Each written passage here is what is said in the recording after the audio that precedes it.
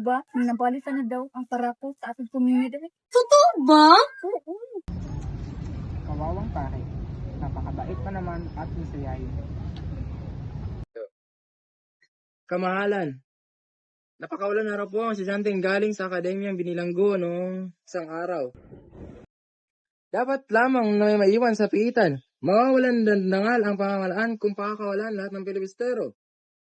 Ngunit kapitan, may nais ang estudyanteng nais sanang pangansala. Siya po ay si Basilio.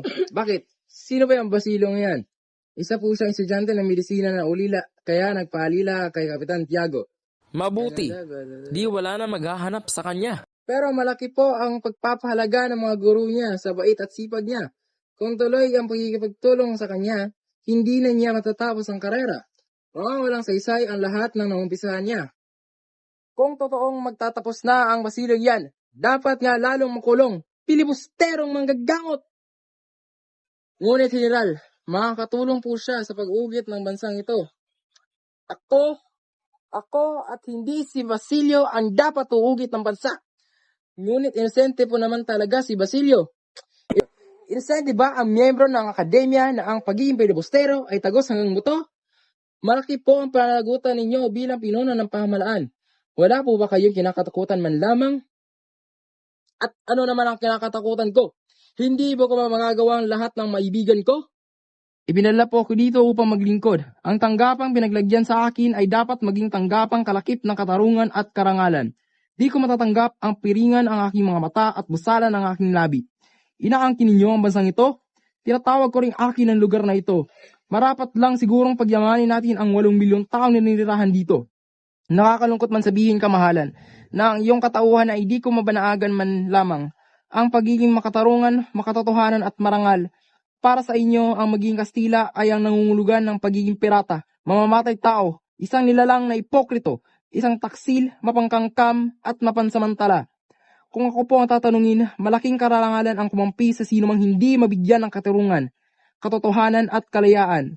Masarap pong ipaglaban ang sino mang inaapi sa lipunan.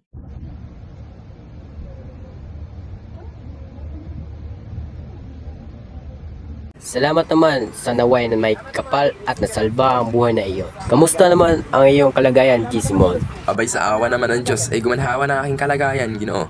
Nga pala, Ginoo, matanong ko lang, totoo bang padalaos ka ng pista sa bayan? Gayong aalis ka na raw sa mga kapitan, general? Siyang tunay.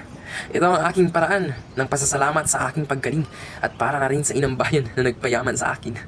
Totoo bang isa itong malaking padriwang? Abay, mukhang susurprisahin nyo nga kami, Senyor Simon. Kung sa bagay patid naman natin, may utang din kayo sa bayong ito, kaya lalo kayong yumaman. Paniguradong walang duda na mangyayari ang pista. Kaya lamang ay wala akong sariling bahay na magdadausan ng pagdiriwang. Sana pala binili ninyo ang bahay ni Kapitan Tiago na binili lamang ni Senyor Tometio ng murang alaga. Tunay na nakakapanghinayang nga talaga, senyor. Ako'y magpapaalam na, senyor, sapagkat ako'y may dadaluhan pang gawain. Sana'y magpatuloy ang ipagpapagaling mo. Manguna na ako. Balitaan mo lang ako tungkol sa pista. Sige, senyor. Mag-ingat ka. Sadya nga yatang may mga taong ipinanganak na swerte, no? Akalain mong nabili nga niya na napakamurang halaga ang bahay ni Kapitan Tiago. Di lang ay napakaraming kalakal at yero at kasosyo din ni Senyor Simon. At ngayong ikakasal ang anak niya sa maganda at mayamang babae. Siya ngang kalalaking swerte. Talagang nalalapit na ang kasalan ni Juanito at Paulita, no? Siyang tunay. Alam mo ba magiging ninong nila sa kasal ay si Kapitan General? Tiyak magiging magarbo ang regalo nila mula sa kamahalan. Tiyak ding ang tagapayo'y di magpadadaig dahil magre-regalo ra ito ng mga brilyante at perlas. Magandang umaga po, Senyor Simon. Abay, magandang umaga din iyo. Halika, pasok. Nga po pala, Senyor. Salamat sa pagpapalaya mo sa akin mula sa piitan. Huwag mo nang alalahanin iyon, Basilio. Nararapat lamang iyon. Alam naman nating bulok ang usisa sa ating bansa. Nga pala, senyor, sinabi niyo sa akin ang plano ninyo 4 na buwan na nakakaraan. Hindi ko po sana nais sumali sapagkat baka hindi matupad ang pangarap kong maging doktor. Ngunit tama ho kayo. Napiit ako na wala namang kasalanan. Mabuti na lamang at sa iyong tulong ay nakalabas ako. Handa na po ako ngayon. Tama, Basilio! Marapat lang na tindigan ang planong pakikipaglaban. Pagkat nasa piling natin ng katarungang magpapalaya sa kapihan, kailangan ipagtanggol natin ang mga inaapi. Tayo!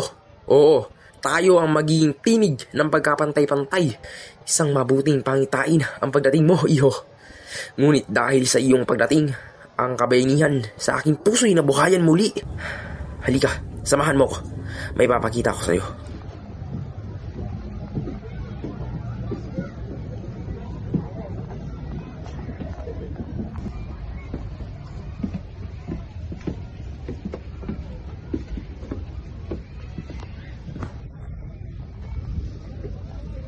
Senyor, iyan po ba'y nitroglycerin na? Tama ka riyan, Basilio. Higit na mas malakas pa ito sa dinamita. Pinaghalong luha ng mga taong inapi. Ngayon ko pasasabugin ng halimaw. Pagsapit na ikasyam ng gabi, magbibigay ako ng lamparang sasabog sa tabi ng pagsasaluhan na idararaos sa kasalan mamaya. Tiyak akong wasak ang mga silid at walang matitirang dadalong bisita. Lahat, senyor? Oo, lahat. Bakit? Natatakot kayo? Yari na po pala ang iyong plano, senyor. Mukhang wala na po akong may tutulong. Abay malaki, Basilio. Ako at si Kabesang Talis ang aagaw sa suyad habang nagkakagulo. Ikaw naman ang mamahala sa mga walang sandatang tangan. Ituro mo ang bahay ni Quiroga at bigyan mo ng lakas ng sandata. Ito, gamitin mo to.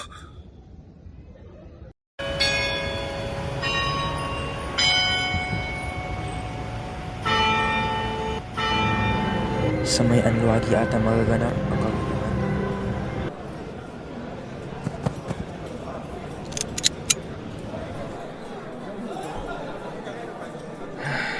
Kaawa-awang isa na. Kaya pala hindi ko siya makita kanina. Taksil na paulitan ng magkasadalawang ilog. Si Sikis at Cupido na dumating sa Olimpo. Ang lalaking ikakasal ay mukhang si Cupido. General! Kapitan General! May nanda ka bang talumpati, anak? Hindi na po ginagamit ang mga iyon, Papa.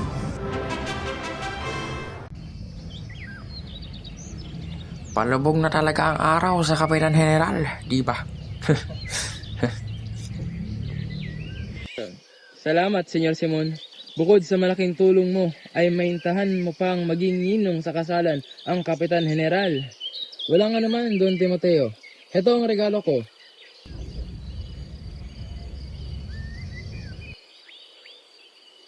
Basilio, kung mawawalan ka ng lakas ng loob, isipin mo ang mga kasapi mong makikipaglaban. Kailangan magkatatag ka. Huwag kang magduwag-duwagan sa harapan ng kagipitan. Kita ka dito.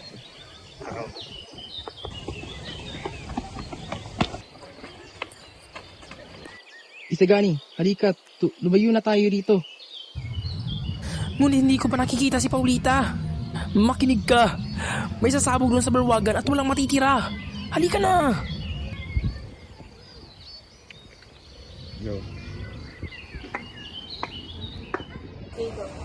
Manes, Casel, Teres, Juan, Jesus,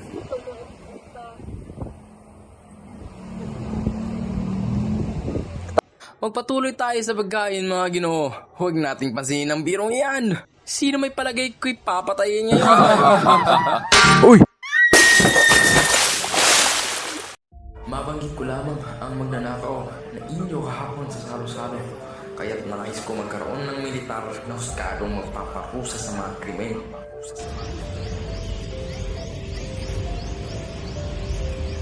Ibalik niyo ito sa kanya. Kayahiyang ipala sa Espanya ang lamprang ninakaw kagabi. Hindi mangyayari yan. Magtigil ka! Hindi mo alam ang sinasabi mo. At bakit hindi ko malalaman, Papinyales? Huwag kang hangal. Maaaring higit pa roon ang mga magnanakaw. At bakit hindi ko malalaman, Papinyales? Naghihiwalay na raw po ang mga tulisan upang hanapin ang tusong matanglawin.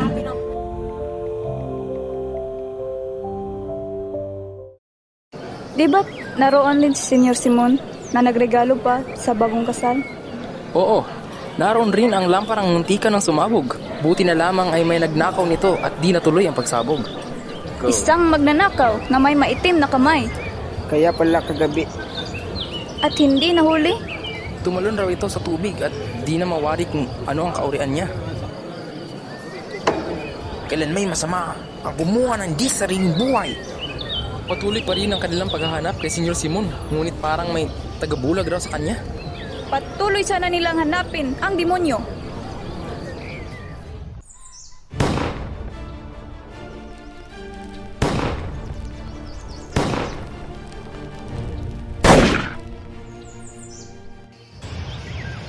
Kailangang maging maras tayo. Kamaglalamot-lamot tayo. Maraming mga tao mag-aalsa. Trabaho lang ito. Huwag mong lagyan ng ibang kulay. Kalimutan mo ng awa. Lalo tayo maawa, lalo mamamatay ang mga tao. Higit na walang puso sa mga kababayan mo sa isang Kastila. Yung mga demonyo kayo. Ingrato. Pamutukan niyan! Walang atras!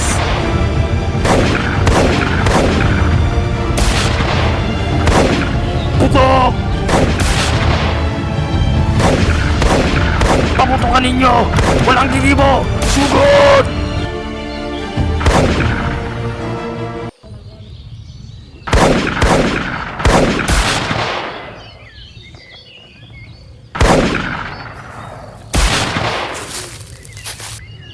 Naku po! Ang lolo ko! Patawarin niyo ako!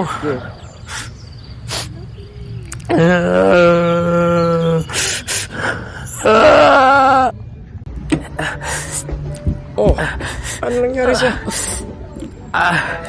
Halika, agapan natin yung sukat mo. Huwag niyo na pong abalahin gamatin ako. Ito na rin lamang ang kahuli-hulihan ng hininga ko. Hindi ako magpapahuli ng buhay sa kamay ng mga dukhang Kastila.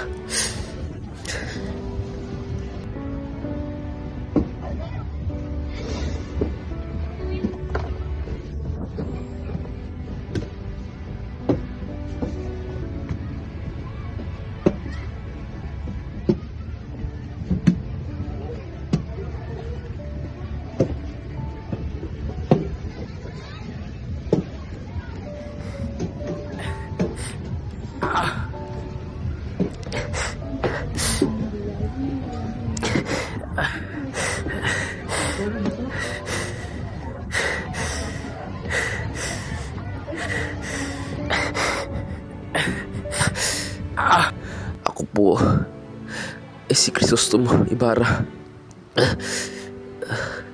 Bakit ho ba parang di sumasaayon sa akin ang may kapal?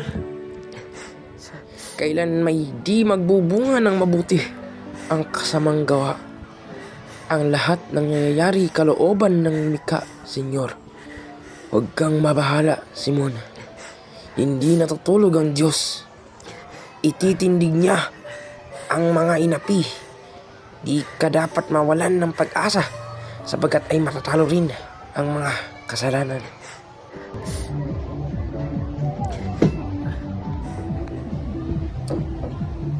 Oh, Panginoon, patawarin po ninyo ang isang kaawa-awang kaluluwa na naligaw ng landas.